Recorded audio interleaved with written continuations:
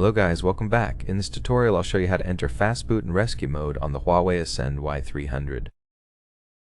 First, turn off your device by holding the power key, then tap power off and confirm by tapping OK. Wait until your phone is completely switched off.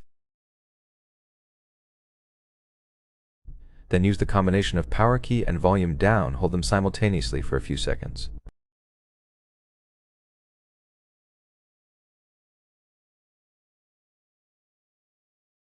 Release both as soon as Fastboot and Rescue mode appears on the screen. To quit this mode, simply perform a soft reset by removing the battery.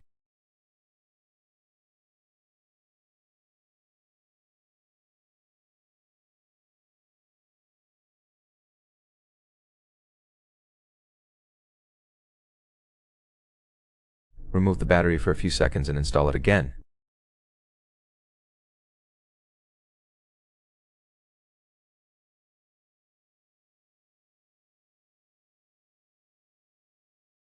Put the back cover back on and press the power key for a few seconds.